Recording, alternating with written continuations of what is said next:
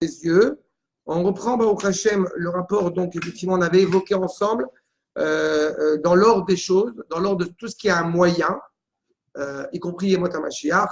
Je rappelle que sur les propos du Rambam, tout ce que nous avons évoqué, la résurrection des morts, le Gehinom, le Gan Eden, toutes ces choses-là sont au bout du compte des moyens pour arriver à l'ultime finalité qui n'est pas Yemot HaMashiach, à l'ultime finalité qui est de bénéficier de la présence d'Akadosh Baruch Hu, de bénéficier de l'intimité d'Akadosh Baruch Hu, c'est-à-dire Olam Haba. D'accord? Et tout ça, ce qu'on a fait depuis ces dernières semaines, c'est un moyen pour arriver à ça. Mais il y a une nuance fondamentale entre tout ce que nous avions évoqué au préalable et ce qu'on va commencer aujourd'hui, c'est que si les choses qui ont précédé, étant des choses profondément élevées, profondément distinctes, si les choses étaient profondément distinctes de la réalité du monde dans lequel nous vivons, c'est-à-dire des choses, je dirais, plus éloignées, plus cachées, d'accord? Eh bien, Yemot HaMashiach, on va le voir, c'est une réalité, elle, qui s'inscrit pleinement dans la Mazé. D'accord? Petit détail technique, parce que je sais que, comme je dis, c'était peut-être pas clair pour tout le monde, de manière obligée, toutes les semaines, il faut ramener ce feuillet que je vous avais fait. Ah, oui, alors, non, il faudra que je m'occupe de vous le donner. Alors, je l'ai, je voudrais une photocopie. Je vous donnerai, il doit m'en rester à la maison, je vous donnerai. Vous me l'envoyez par mail. Ah, mais c'est d'Agamo. En tous les cas, c'est important qu'on l'ait à chaque fois parce que sinon, on va perdre le fil. D'accord? Donc, on a la Megillah toujours et, en tout cas pour l'instant, la Megillah et Akdama du Perek Chelek. En attendant, donc quand nous sommes effectivement sur ce chapitre, comme j'ai dit, de Yemot HaMashiach, alors d'habitude, je vous ai toujours référé, j'ai vu le Rambam, mais après j'ai référé à d'autres sources. Je ne sais pas si on fera d'Afka d'autres sources, encore qu'il y a beaucoup à dire, pour une raison toute simple. C'est quelque chose que j'ai déjà évoqué oralement dans le passé, mais surtout parce qu'encore une fois, le Rambam est un des rares décisionnaires, pas seulement un penseur, mais un des rares décisionnaires au niveau de la halacha, qui a clairement dit au bout du compte à quoi ressemblent les Yemot HaMashiach. D'accord? Et là, on ne peut pas, encore une fois, tergiverser 3 heures sur ce que est Yemot HaMashiach. Je vous dis, la première partie que nous allons faire aujourd'hui, c'est comment comprendre justement qu'est-ce que c'est que Yemot HaMashiach, et au bout du compte, cette messianité à laquelle nous aspirons. Et qu'est-ce qui se passe quand il n'y a pas encore ça, quand il n'y a pas un descendant du roi David? Comment est-ce qu'on appelle cette entité que nous sommes en train de vivre en ce moment? On va y arriver. Ah voilà, pour l'instant, Omnam, le Omnam Yemot HaMashiach. D'accord? Perek Hey, c'est la suite. Ve'omnam.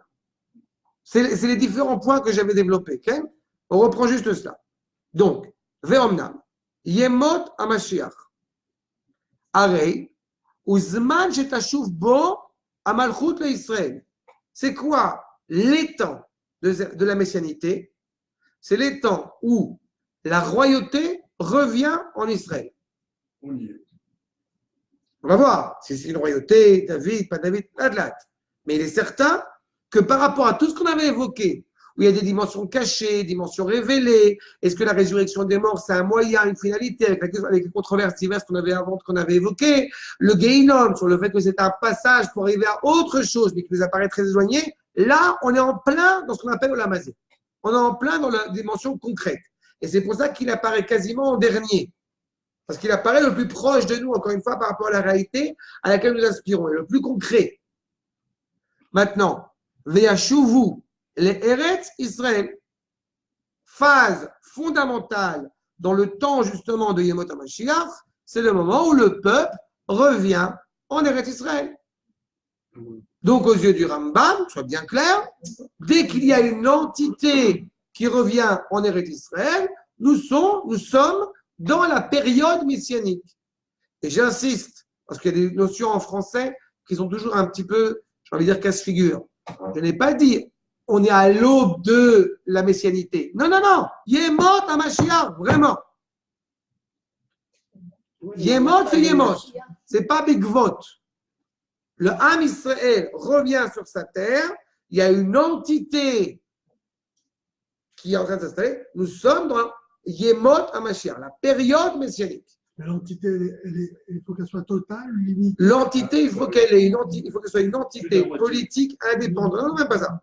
Que l'entité soit, on n'a pas encore arrivé à la finalité, mais il faut qu'il y ait une entité politique, qui ait, justement, une indépendance politique, c'est-à-dire militaire, et une indépendance économique.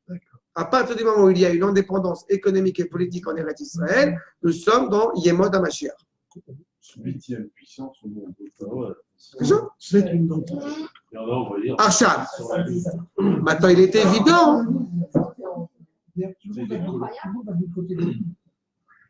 Maintenant, il est évident que nous ne sommes pas encore arrivés à la finalité. On va le voir.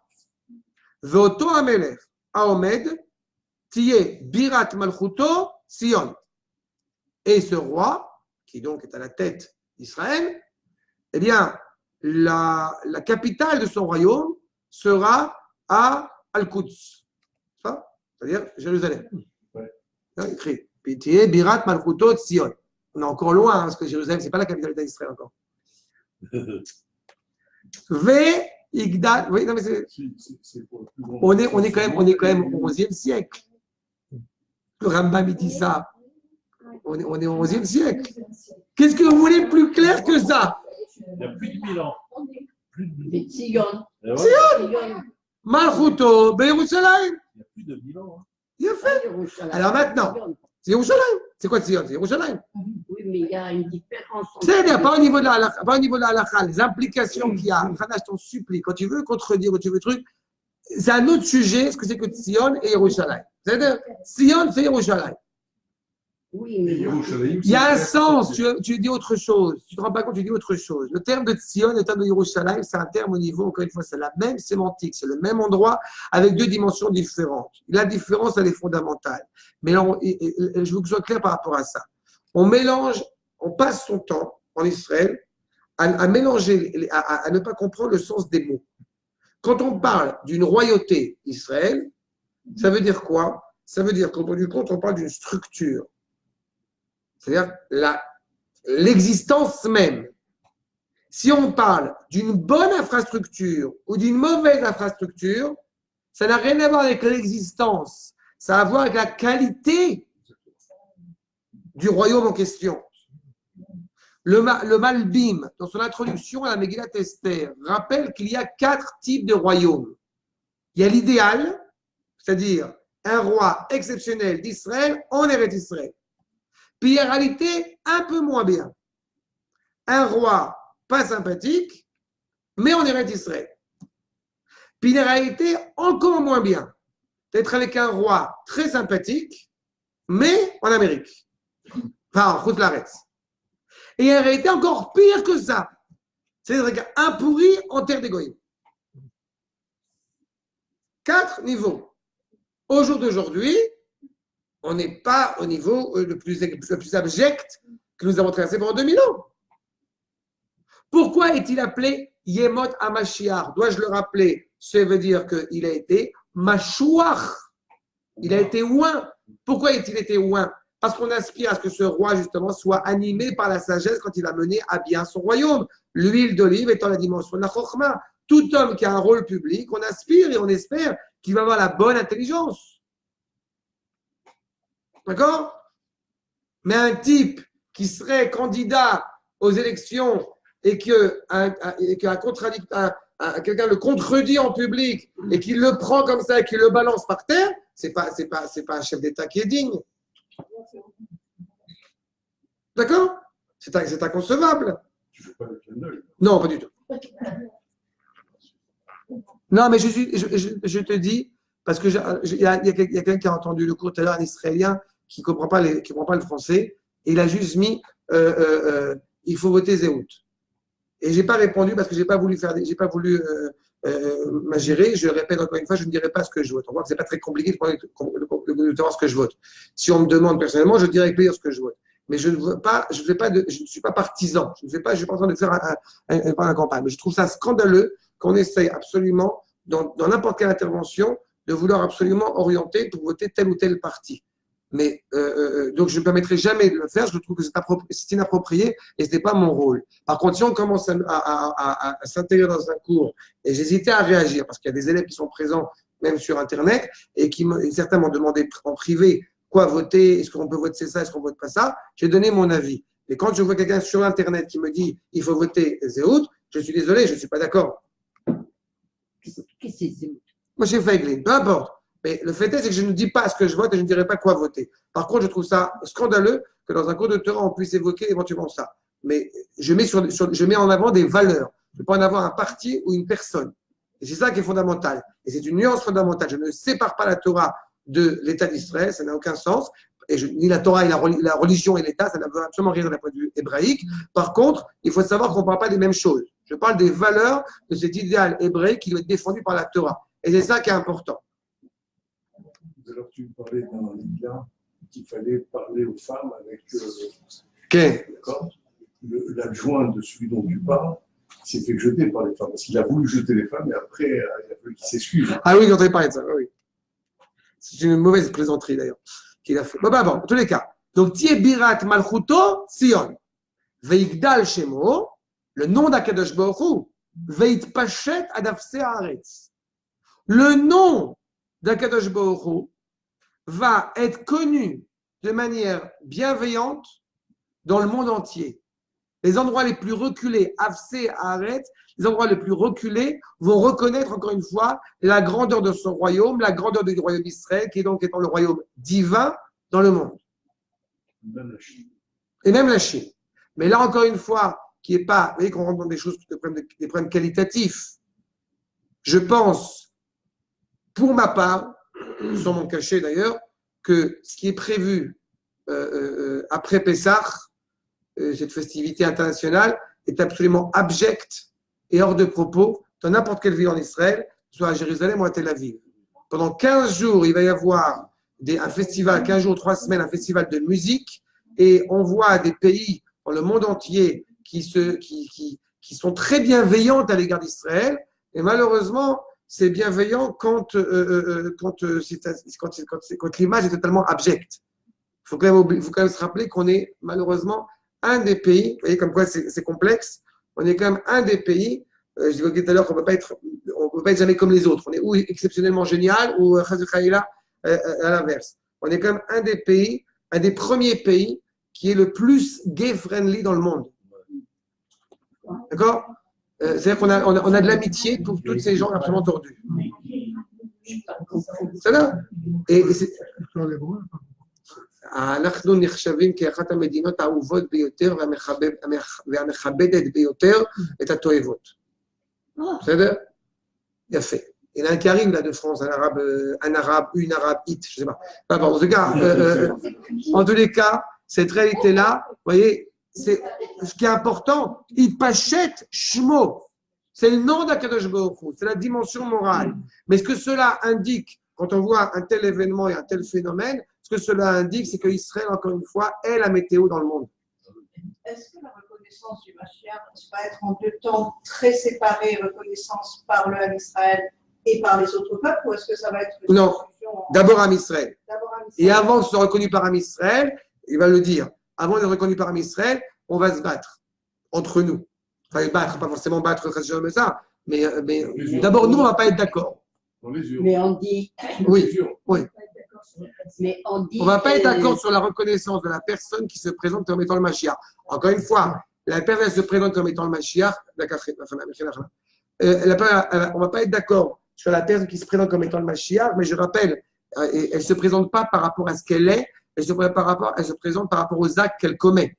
D'accord? Arshal, justement. Mais on dit Yomro Bagoyim. Non, ça c'est par rapport au début de la Géoula. Ça n'a rien à voir. La réalité, c'est que quand l'Am Israël est revenu sur sa terre, c'est justement à Baruch Hu, il a fait énormément de bonté à notre égard du fait que la terre d'Israël redonne ses fruits et reprend forme. Mais la reconnaissance, ça n'a rien à voir. Avec la Goïm, on a fini. On est une entité indépendante, donc on a fini. Il y a des pressions, mais on est revenu chez nous. À partir du moment où Eretz Israël redevient dans les mains d'Am Israël, les Goïms sont conscients de certaines choses. Ça veut dire que ça peut se poursuivre, qu'ils soient conscients de certaines choses que nous ignorerions. Mais il n'empêche que ce à quoi on fait évoquer ici, quand justement, ou rina, à ce moment-là que notre bouche va s'esclaffer. Alors quelqu'un avait demandé justement au Rav Yehuda, est-ce qu'on peut rigoler? Et il a répondu au Rav Yehuda, on peut commencer.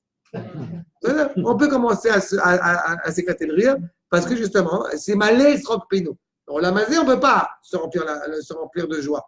Mais bon, j'aime. On est en train voilà. On peut acheter des robes.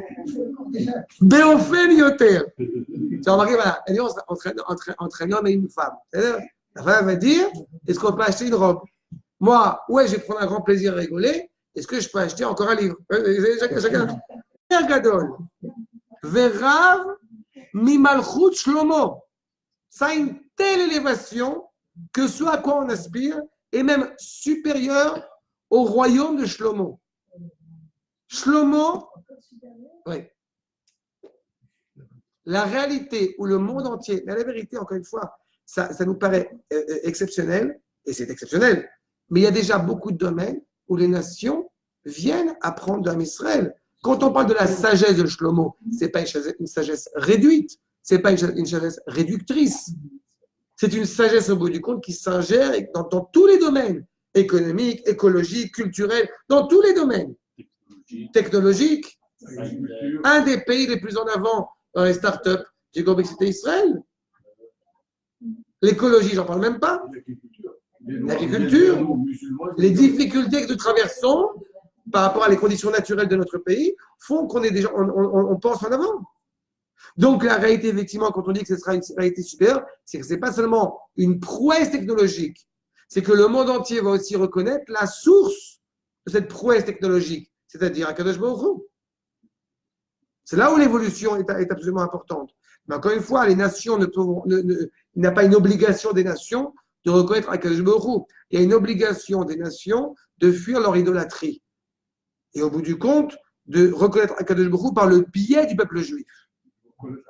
Exactement. Et c'est nous qui allons leur transmettre au bout du compte ce lien étroit que nous retrouvons avec Akadosh Baruch Hu. C'est pour ça que quand Olga, tu demandais par rapport au Goïm, il est évident que Am Israël, c'est hors la Goïm. Donc à partir du moment où on est justement la lumière, ce sera une lumière qui éclairera les nations. D'accord? Vayashlimu imo, aumot. Et les nations, et vous voyez bien encore une fois qu'il se passe des choses, on ne peut pas l'ignorer. Vayashlimu imo, aumot. Les nations vont œuvrer, vont souhaiter être en harmonie, faire des accords. Vayashmeulo, amedinot, les godel tzitko. Les nations vont souhaiter être à l'écoute d'Israël, de sa dimension de la justice. Mais regardez ce qui se passe, même aujourd'hui. Quand les nations remettent en cause la justesse d'Israël, qu'est-ce qu'ils sont en train de dire sans s'en rendre compte? C'est que la moralité se trouve chez eux. Si le conflit que nous avons avec Israël est un conflit, au bout du compte, qui relève de la notion de moralité ou d'immoralité, ça veut dire que Israël est le référent moral. D'accord? Personne n'a déposé une plainte contre la Syrie et contre le comportement de Bachar el-Assad, de Hafez el-Assad. Et pourtant, son comportement est odieux. D'un point de vue moral, humainement, c'est un comportement abject. Personne n'a déposé une plainte sur ce qui s'est passé au Rwanda. Et dans d'autres contrées, encore une fois dans le monde. Mais Israël est le référent moral. Bon gré, mal gré. Exactement. Et c'est justement parce que nous sommes le référent moral que tant que nous n'avons pas élaboré la vérité que nous portons, cela a des implications sur le monde. C'est pour ça que le rôle d'Israël est fondamental. Le cœur, encore une fois, parmi les nations. Petit, hein. Mais remarque, le cœur est petit par rapport au volume. Mais pourtant, il est important. Veniflaot, Yereu Aliado. Vous avez remarqué que jusqu'à présent, je n'ai parlé absolument, enfin le Rambam n'a parlé absolument pas de miracle, ni marcher sur la mer, ni vendre du pain, ni ce que vous voulez. Enfin, vendre, le donner, trouver le poisson. Non. Revenez. Revenez. Le premier sens, d'abord, c'est retrouver une entité considérée comme étant libre et indépendante à partir du moment où elle a une monnaie, donc une économie et une armée. Vekol misheyekum alav, yachiteu Hashem veitneu beyado. Et tout celui qui osera lever la tête contre Israël, eh bien, le Rambam, yachiteu Hashem veitneu beyado, Akadosh Baruch Hu va lui donner la trahat de sa mère. Traduction littérale de l'arabe du Rambam. Non, mais ça, c'est pas le. C'est écrit en arabe à la base, donc je peux. Par le biais d'Israël. Évidemment. Pardon? C'est l'original, la traha. Vekol psukei amikra, toute la Torah meidim al atzlachato ve'atzlachatenu imo. Toute la Torah démontre encore une fois le succès de ce projet et notre association avec lui. Comprenez bien, c'est pour ça que tous ces termes, encore une fois, de pressionniste, post-sioniste, trompe-sioniste, sont totalement ridicules. Les gens ne comprennent pas, ne savent pas manier ces termes comme il se doit. Le Ham Israël qui revient sur sa terre, c'est une sanctification du nom divin. Par conséquent, le projet qui est en place, ce n'est pas un projet purement civil. Nous ne sommes pas là parce qu'il y a 2000 ans, nous étions là. Nous ne sommes pas là parce que, historiquement parlant, nous avons une raison d'être là. Nous ne sommes pas là parce que nous avons vécu la Shoah, donc nous devons être là. Non. Nous sommes là parce que c'est le succès, Atzlachato, du projet divin. Le nom est profané pendant 2000 ans parce que le peuple juif, justement, n'est pas sur sa terre. Le traité de Chagiga, Meforishet, il n'y a pas de plus grande profanation du nom d'Akadosh Baruch Hu que le peuple qui, justement, qui est en exil. Ça, c'est Maseret Chagiga. En chilul Hashem yoter gadol ma'asher ha'am hayoshev bagola. Et il n'y a pas de plus grande sanctification d'Akadosh Baruch Hu que Am Israël hayoshev be'artso. Ça, c'est David Benita. C'est la continuité de la Gemara. Voilà. C'est la continuité. Mais, vous avez compris. Lo ishtane. Oh. Lo ishtane b'metziut davar mima shuata. Rien ne va changer dans l'ordre naturel des choses tel que le monde il est inscrit aujourd'hui. Je tiens encore une fois à rappeler ce détail qui est fondamentalement important. On entend parler du Mashiach n'importe comment, n'importe où, à n'importe quelle occasion. Yemot, un Mashiach, d'abord, on n'est même pas encore dans l'évocation du Mashiach ben David. Mais Yemot, un Mashiach, c'est au bout du compte le peuple qui revient sur sa terre. Donc, we want Mashiach now, de tout ce que vous voulez. Aucune personne qui est appelé ou se fait appeler, pas lui le pauvre, mais qu'on a pu dénommer comme étant le Mashiach, est en accord avec ce que définit ici. Donc, et on le montrera, que s'il est évident que le Rabbi de Lubavitch, Zecher Tzadik Kadosh Livracha, après sa vie, après sa mort, ne peut pas être le Mashiach, même de son vivant, il n'aurait pas pu l'être. Par rapport à l'implication, comme je l'ai cité il y a 2 secondes, et ce n'est pas une image, par rapport à l'implication de mener les guerres, et ce que dit le chapitre 11 de Ilchot Menachim, des lois sur les rois et leurs guerres du Rambam, dans Halacha, le fait qu'il mène les guerres d'Akadosh Baruch Hu, c'est-à-dire que tous les ennemis qui pourraient éventuellement s'opposer à Israël, en tant que chef des armées, eh bien, il fait ce qu'il a à faire. Et on ne parle pas de dimension spirituelle, puisque vous voyez bien encore une fois qu'on n'est pas dans l'allégorie. Le peuple revient sur sa terre. Et tout celui, va nous dire le Rambam, qui penserait qu'il y a un changement, Zoulat Shetieb Amalchut et Israël, il n'y a aucun changement entre avant le Mashiach et après Yemot HaMashiach. Le seul changement qu'il y a, c'est la réinstauration politique de l'entité israélienne. Zé Shetieb Amalchut Israël. Comme ont enseigné les Rachamim, justement dans le traité de Brachot, En ben haolam hazeh leyemot hamashiach, ela shi'abud malchuyot bilvad. La seule nuance, c'est qu'on était des sujets des nations et que nous sommes désormais des êtres libres et indépendants. C'est la seule réalité. Alors vous allez me dire, bah oui, enfin il y a des pressions quand même. Et alors? À l'époque de Shlomo, il n'y avait pas de pression. David a trouvé la solution aux pressions. Il aura coupé la tête, il n'y a plus de pression. Mais la réalité d'un État qui s'installe, évidemment, il y a des pressions et des interrelations avec les autres contrées. Ça ne change pas la donne. Mais quand on prend nos décisions, on les prend librement. Personne, au grand jamais, les élections qui approchent, personne, encore une fois, nous a mis le pistolet sous la tempe en nous disant tu vas voter tel parti. Je ne suis pas sûr que dans les régions qui nous entourent, c'est tous la même démarche. Je ne sais pas, j'ai l'impression que ce n'est pas la même démarche. C'est incroyable, n'empêche l'actualité de ce texte. C'est impressionnant, hein, quand on réfléchit. Tout est dit. C'est clair. V. Iye beyamav, achazak v'achalash, beyachas lezulato. Il y aura, au bout du compte, une réalité aussi, où justement il y aura, je répète, une justesse morale. Comment cette justesse morale s'installe de prime abord? Parce qu'on reconnaît, vous avez remarqué que le Rav dit bien clairement, il y a des gens forts et des gens faibles, et des gens riches et des gens pauvres, mais tout le monde est heureux. Et tout le monde est heureux parce que tout le monde, au bout du compte, a à manger chez lui.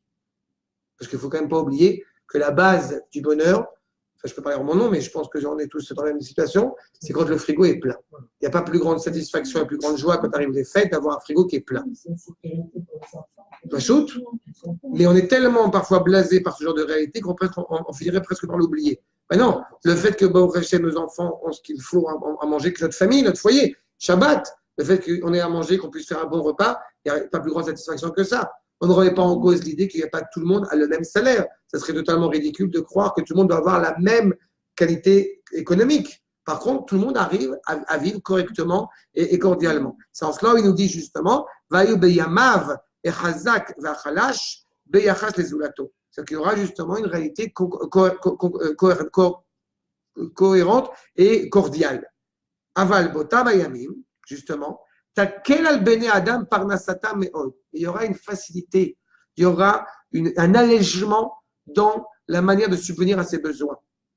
Certains, justement, et le Midrash va évoquer cela, et le Rambam y répond clairement.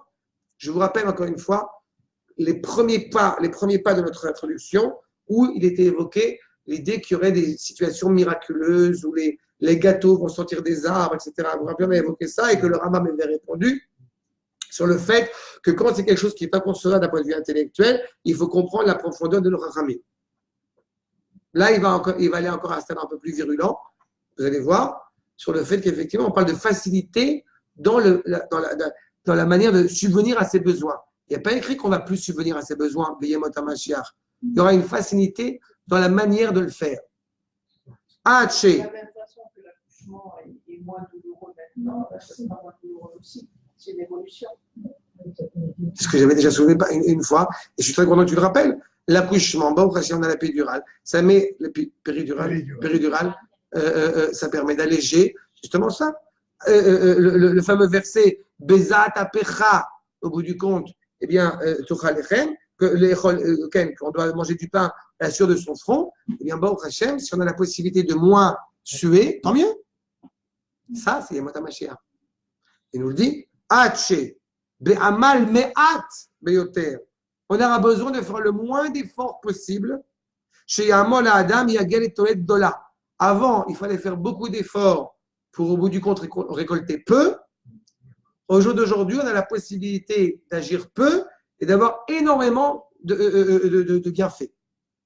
Et c'est ça que nous dit le Rav.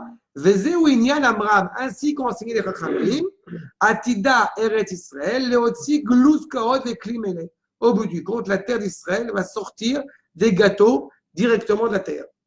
Et le Rambam va te dire, mais enfin, c'est inconcevable intellectuellement parlant. Donc, ou tu es bête, ou tu comprends ce que ça veut dire. Qu'est-ce que ça signifie, ce midrash? Ça veut dire que tu auras moins de difficultés à travailler. Mais si tu crois qu'au bout du compte, eh bien, les gâteaux vont sortir tout seuls, les fiches Ibn Adam Omrim Keshem Imatse Meshu Davarma Alekla, ça arrivait tout seul. On a le sentiment que ça arrivait tout seul. Comment tu as soulevé tout à l'heure, Khana? On a gagné les guerres. Ben voilà, on a gagné les guerres. Mais non, mais il faudrait être ridicule, il ne faut pas comprendre qu'il y a quelque chose derrière. Il y a 22 pays arabes autour de nous. Évidemment.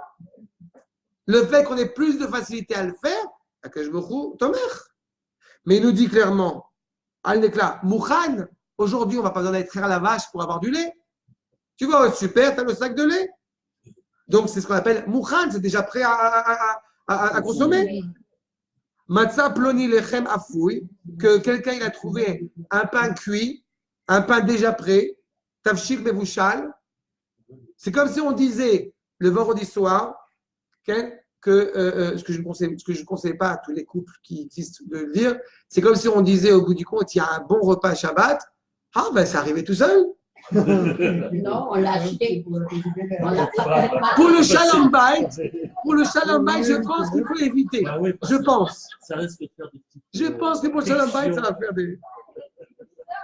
La pauvre. Asav, ve rayatacha alze, la preuve de cela, Mamar Akatouv, Ouvne nekar ekarem, ukromechem. Au bout du compte, les gens travaillaient, encore une fois, le champ, la vigne pour arriver à cela. Tous les Shabbats, à chaque fois, les Shabbats en particulier, quand on dit à Motzi lechem inaretz, le pain, il ne sort pas de la terre. Boré peri à Geffen, mais on n'est pas en train de voir le fruit du Geffen, on est en train de voir la transformation au bout du compte qui a amené au vin. Mais on est conscient que toute cette réalité-là, elle démarre et elle finit par l'intervention d'Akadosh Baruch Hu, que tu vois les choses dans cette unité. On a un grand privilège, c'est quand on a la possibilité, Baruch Hashem, d'alléger la difficulté, l'effort qu'on va fournir à ce processus. Arsham, et c'est pour ça qu'il nous dit justement que celui qui dirait, on aura le temps d'y revenir la prochaine fois, mais ça m'intéresse, ça m'intéresse de malgré tout de terminer par ce point-là, quand le Rav dit clairement que celui qui pense, encore une fois, que quand le pain sort, quand on a voulu dire que le pain sort de l'arbre, c'est directement comme ça qu'il faut le comprendre, le Rambam dit clairement, c'est un idiot. Ou tipèche. Celui qui s'attend à des miracles hors nature au moment de l'avènement messianique du peuple juif est un idiot. Selon les propos clairs, définis du Rambam.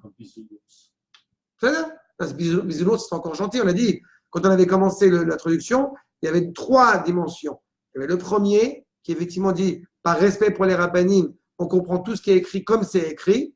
Et il dit le Rambam, pour cela j'ai de la miséricorde. Et les seconds qui disent, non, mais en fait, les rabbanim, ils disent des bêtises, ils sont trompés. Avec cela, il te dit, ils vont mourir. Enfin, il ne dit pas ils vont mourir. Il dit, je suis intraitable. Et il y a les troisièmes qui ont compris. Mais en fait, à la vérité, et qui sont très rares, il dit. Mais avec les années, je suis en train de me rendre compte, sans exagérer, que j'ai entendu souvent cette réflexion-là, qu'à part le Rambam, il y a peu de gens qui ont vraiment compris. C'est là que ça devient dramatique. C'est-à-dire, le Rambam, au risque de me répéter, j'ai entendu le mot Rav là-dessus, c'est tellement vrai. Le Rambam est un des rares Chacham d'Israël, c'est pour ça quand tu dis l'actualité de ce texte, et c'est fascinant. J'ai souvent entendu le Rav rappeler que le Rambam est un maître par qui on a presque envie de dire que la galoute, elle n'est pas passée par lui. On se demande comment est-ce qu'il a pu faire un truc pareil. Pour lui, tout est évident, tout est limpide. Et quand il a vécu un pogrom avant, il a vécu un pogrom après, il a vécu la pression de Saladin en Égypte là-bas. Non, je sais où est la vérité. Je vais tout avancer pour faire bouger les choses et je sais exactement comment est-ce que je dois être comprise. Ni Moshe Ad Moshe, mais Vadaï. Mais quelqu'un qui a donné autant, et en étant médecin, dans tout ce qu'il a fait pour arriver là où il est arrivé, aux conclusions il arrive, pas que ça. Ce qui est surprenant, c'est que beaucoup d'organisations très, très religieuses, très orthodoxes, se sont opposées à ce retour. Parce que ce qu'il a dit était dangereux. Comme il dit que la vérité, parfois le travail pendant l'exil a été essayer d'adoucir un petit peu la réalité. Mais si le Rambam te dit qu'au bout du compte, la seule dimension de la Géoula, c'est pas juste qu'il faut prendre ses affaires et revenir en Eretz Israël, c'est pas évident. Beaucoup de Rachaim, bien qu'ils connaissaient pertinemment la halakha et qui ont essayé, à leur instar à eux, de revenir en Eretz Israël, ils ne l'ont jamais obligé et engagé les Juifs à travers les siècles, parce qu'ils savaient aussi la difficulté, qui était supérieure à ce qu'on peut traverser aujourd'hui, de revenir en Eretz Israël. Et malgré tout, ça a toujours été une indication claire qu'un Juif doit avoir l'espoir de revenir s'installer en Eretz Israël. S'installer, pas mourir d'Afka. Mais le Rambam, pour lui, c'était clair. Et c'est comme ça qu'on participe pleinement, justement, au processus de la Géoula. Et encore une fois, tout le processus historique, notamment Sir Moses Montefiore, quand il va permettre aux Juifs qui sont dans la vieille ville de Jérusalem de sortir des remparts et de pouvoir commencer à subvenir à leurs besoins par le moulin, notamment par la farine, qui leur a permis au bout du compte de commencer à construire, de former une économie. C'était fondamental. On ne peut pas, encore une fois… Même c'est Moshe. Même lui s'appelle Oui, Moshe. Moshe D'accord, Montefiore. d'accord. Top. Bon, on reprendra Bezat Hashem à cet endroit-là. Bezrat Hashem. Enfin voilà, c'est donc une prémisse, un premier commencement. Il ne reste pas beaucoup pour la première partie que je vais finir, mais je crois qu'on pourra poursuivre la prochaine fois Bezrat Hashem sur cette dimension évidemment messianique. Donc c'est très concret, comme vous voyez, par rapport à tout ce qu'on avait évoqué au préalable. Là, vraiment, on rentre dans quelque chose de palpable et qu'on a le privilège en plus effectivement de sentir. Et quelqu'un m'a posé la question cette semaine, mais comment est-ce que pendant 2000 ans, on a tenu le coup? Parce qu'aujourd'hui, a priori, ça paraît plus évident vu qu'on est en train de le vivre. Eh bien, c'est la force de nos Chachamim, d'avoir réussi à transmettre au bout du compte à nos aïeux, que d'avoir toujours le sentiment qu'on va continuer à construire et ne pas craindre au bout du compte l'obstacle qui peut arriver. Et étrangement, ça va beaucoup mieux aujourd'hui et on est un peu plus désespéré qu'avant. Alors que justement, on devrait le contraire. Et plus on est conscient justement des valeurs de l'histoire et du sens de l'histoire, plus on comprend où étaient nos aïeux et plus on avance. D'accord? Il y a l'image que j'utilise en général dans ce genre de propos, c'est de dire, il ne faut pas oublier que pendant 2000 ans, eh bien, le mari était alcoolique et frappait sa femme. Aujourd'hui, il n'est plus alcoolique et il ne frappe plus sa femme. Il ne lui a pas dit encore qu'il l'aimait. Il n'est plus alcoolique, il ne frappe pas sa femme. C'est déjà un progrès. C'est-à-dire, bon, à mes yeux, on est bon régime encore mieux que ça, encore plus que ça. Mais si on va faire la comparaison de ce qui se passait, et j'extrapole si peu, parce qu'on sait pertinemment malheureusement que dans le shtetl et dans d'autres régions, il suffisait pour le musulman, on ne pouvait pas boire de l'alcool, donc c'était rassurant. Rassurez-vous, il faisait une autre forme de violence, mais quand il buvait un vin suffisamment fort, eh bien, il pouvait tout à fait passer par le village juif et les massacrer parce qu'il était totalement saoul et en état d'ébriété absolument exacerbé. On voit la difficulté qu'on a. Vous n'avez pas besoin de ça. Oui, ils avaient besoin de ça, la vérité. Mais c'est toujours bien de se remonter, de se dire que quand on a le privilège de pouvoir s'asseoir tranquillement sur un banc, prophétie de Zecharia, que les Ekenim seront assis sur un banc et que les enfants pourront jouer dans les jardins d'enfants, eh bien, il faut être conscient de cela parce que c'est quand même pas si évident que ça, même dans le monde aujourd'hui. Et nous avons le privilège de pouvoir le faire pleinement et joyeusement chez nous. La France qu'on connaît, c'est plus avant. La France, c'est fini. Hein. Tov, Atkan sur le Mashiach dans cette première partie. Tac. À la semaine prochaine.